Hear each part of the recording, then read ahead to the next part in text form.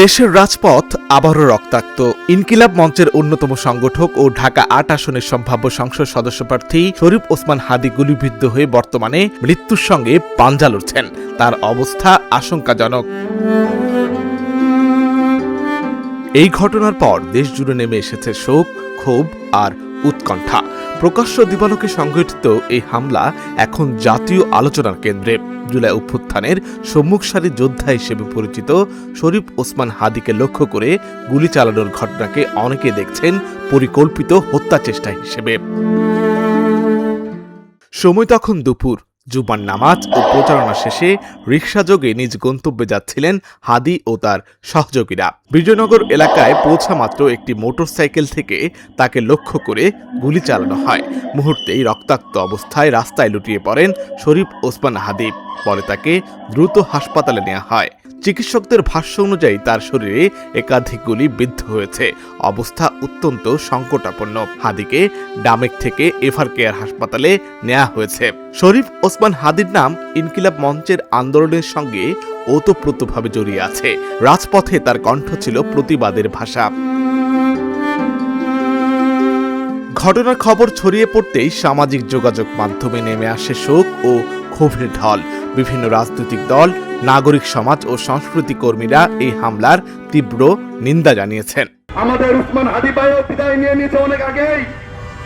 যদি তোমরা এক উসমান হাদীকে মারতে চাও, বাংলাদেশে আরো লক্ষ উসমান হাদী জন্ম নিবে ইনশাআল্লাহ।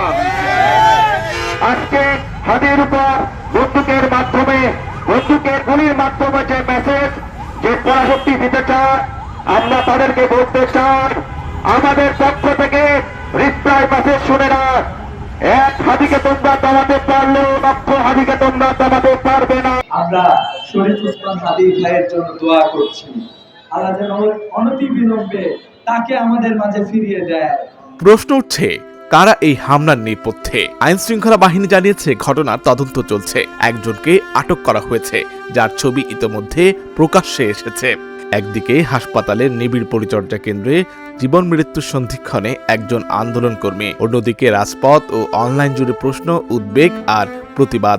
দেশবাসীও উদ্বিগ্ন, উৎকণ্ঠিত, এবং এরকম পরিবেশ অব্যাহত থাকলে এবং এর কোনো সুষ্ঠু বিচার যদি না করা যায়, তাহলে এই সরকারের পক্ষে একটা অবাধ সুষ্ঠু নিরপেক্ষ নির্বাচন করা যাবে, এটা জনগণ বিশ্বাস করেন। আমি আহ্বান জানাবো স্বরাষ্ট্র মন্ত্রণালয় সহ আইন শৃঙ্খলার সাথে জড়িত যারা আছেন, টেবিল হান্টের থেকেও আরও কঠোর কর্মসূচি নিয়ে এই সন্ত্রাসীদেরকে আবারও কারাগারে বন্দী করার, যাতে করে বাংলাদেশে একটা অস্থিতিশীল পরিবেশ তৈরি না হয়, হাদী ভাইয়ের মতো আর কাউকে এ ধরনের ঝুঁকির মুখে পড়তে না হয়।